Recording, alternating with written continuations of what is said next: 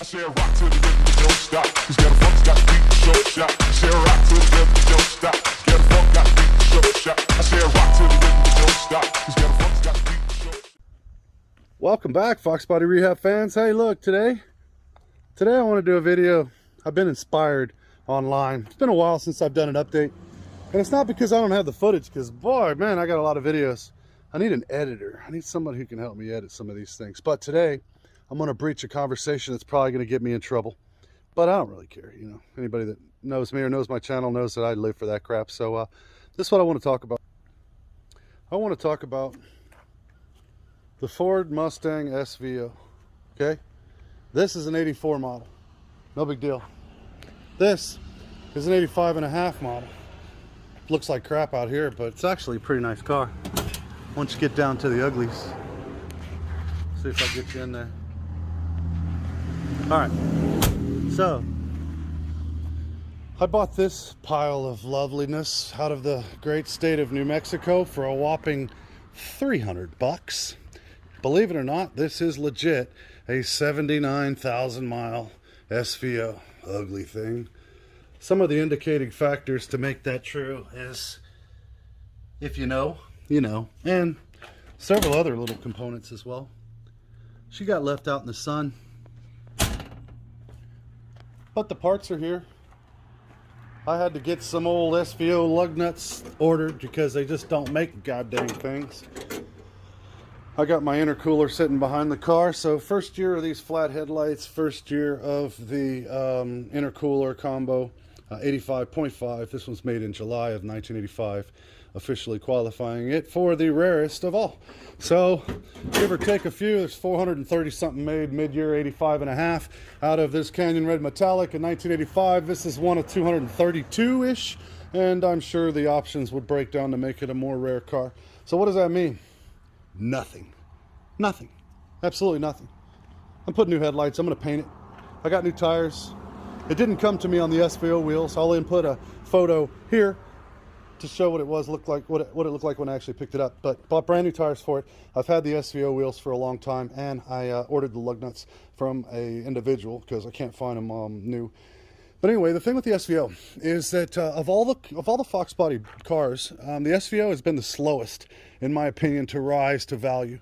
The absolute slowest, and for good reason. I mean, to be honest with you, it's a hideous machine. A lot of people are going to be like, oh my God, I can't believe you said that. The SVO sucks, okay? I'm going to say that as an owner of two currently, and I've owned several before. Part of the reasons why, look at this, man. Off-centered hood scoop looks retarded. Why would you put it off center? I mean, I get it. The intercooler's there and all, but it's terrible. And this vintage is the worst. These inset headlights, Jesus Christ, they're disgusting. And from what I understand, based off some research, Ford designed the SVO to look like those headlights. Well, not that one, but you know, you get the idea, the flat style. And in 1984, Ford was like, this is what we want to do. And the United States government was like, absolutely not. You must have sealed headlight beam. So at the worst case, at the last case scenario, last ditch effort, they had to find some way to comply with the DOT requirements. So they had to make this thing. God, dog, man, you just can't make them any uglier. And sure, they got four-wheel disc brakes. Sure, they came with Coney shocks and struts. But four-cylinder turbo. I mean, I get the European influence. The bi-wing I don't hate. Okay, it's one of the few things that I can stomach.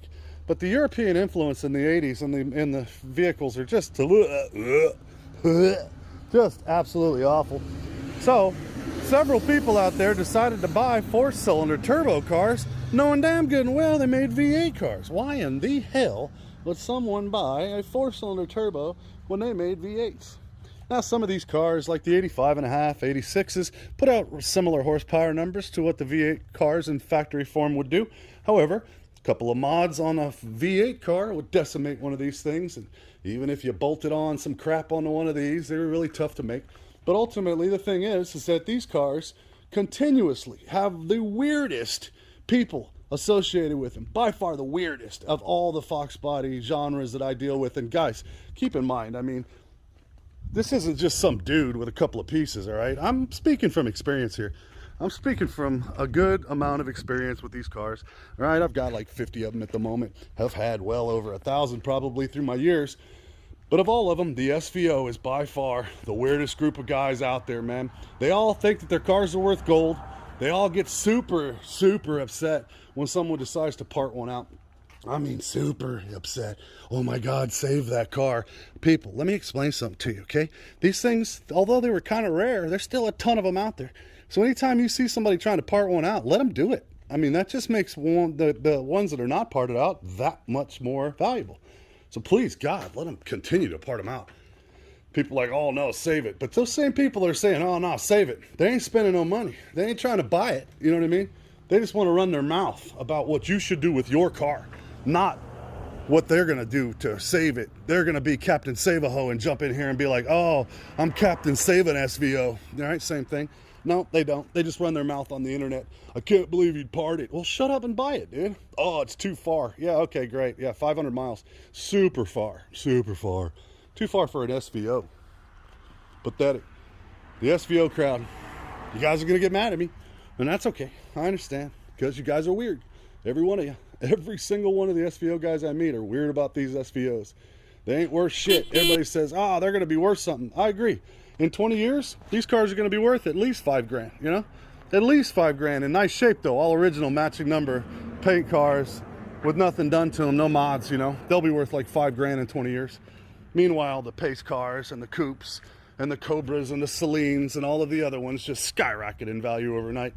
Hell, an old junky coupe like this thing here, old 4i coupe, worth far more than a couple of the SVOs. And this isn't my personal opinion. Look at the numbers. Look up the numbers. This ragged out old coupe worth far more than a nice SVO. Why? I think it's pretty simple. The masses have spoken.